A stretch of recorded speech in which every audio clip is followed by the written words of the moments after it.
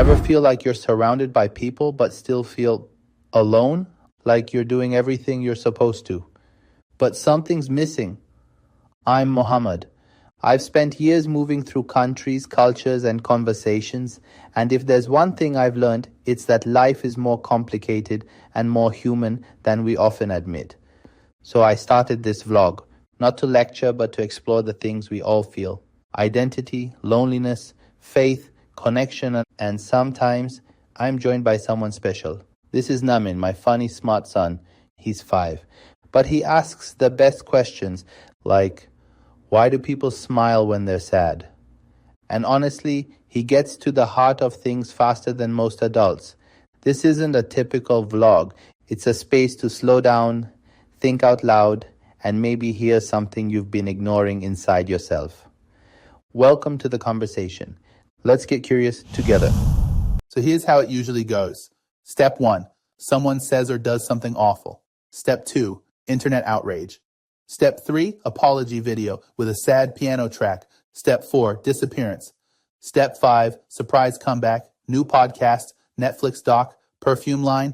Yeah, we've seen it 1,000 times. But here's the question no one wants to ask. Who actually gets canceled? Who gets forgiven? And why are we kind of obsessed with it? Let's talk cancel culture, comeback arcs, and what this whole roller coaster says about us.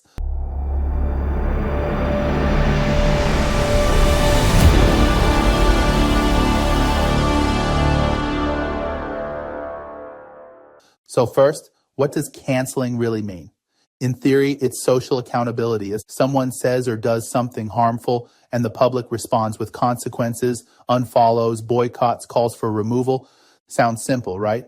Except it's not, because canceling isn't a legal system. There's no trial, no rules, no sentence length. Sometimes it's fair, sometimes it's mob justice, sometimes it's over real harm, sometimes it's for a 2012 tweet and a bad haircut. So what are we really doing? One time I said a bad word at school. I didn't know it was bad. I heard it in a movie. The teacher said, "That's not okay." So I had to write an apology note and miss recess. That felt like getting canceled. But then my friend said, "It's okay. I said it once too." So we sat together in timeout. He shared his apple slices. That was my comeback. Now I ask before I repeat movie stuff because I don't want to get canceled by the lunch lady. Psychologists say public shaming triggers something ancient in us. It's tribal, social, emotional. We evolved needing to belong. Being cast out was dangerous. So now when someone violates our shared values, the group reacts by pushing them out digitally. But here's the twist. We don't just cancel people to punish them. We cancel people to show who we are. Every quote tweet, every takedown post is a subtle flex. I'm on the right side of this. Well, look how good I am. It's morality with a follow button. Okay.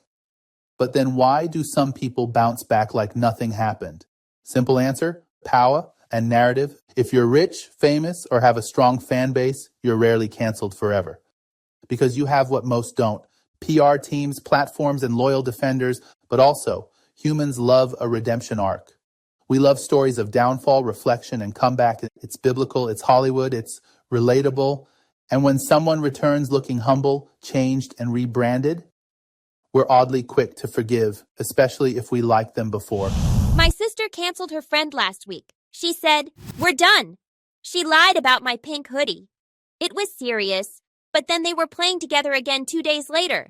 I asked, "What happened?" She said sorry and I missed her. So I think canceling in our house means you're out, but only for like one episode. Grown-ups cancel people forever, but maybe kids know when to hit play again. Now here's the part that stings. It's not fair. Marginalized voices, women, people of color, queer creators often face harsher cancellation with fewer paths back. Meanwhile, some powerful figures get canceled and come back richer. Looking at you, controversial comedians with new Netflix specials. So cancel culture, it's not a true equalizer. It often mirrors the same inequalities it claims to challenge. That doesn't mean we throw the whole thing out, but it means we need to look deeper. Here's a hot take. Most of us don't actually want to cancel people. We want something else. Accountability, honesty, growth. We want people to own their stuff, not dodge it, to apologize without excuses, to listen, to change. What exhausts us isn't cancel culture, it's fake apologies, notes apps that say nothing, PR crafted statements. If I offended anyone, vibes, you know the ones. Because at the end of the day, we're not just watching careers, we're watching character. So can people come back? Yes, but only if they do the work. If they center the people they harmed. If they stop making it about their comeback and start making it about responsibility. Forgiveness isn't automatic, and it's earned. And sometimes not everyone gets a second act, and that's okay too. Look, cancel culture is messy, it's emotional, it's inconsistent, it's imperfect, but maybe it's also a mirror of what we expect, what we tolerate, what we're finally done excusing. So before we cancel or forgive, maybe we ask, what do I want to see here? Punishment or change?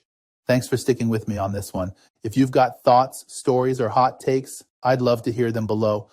Until next time, stay sharp, stay fair, and remember, being accountable isn't the end of your story. It might be the beginning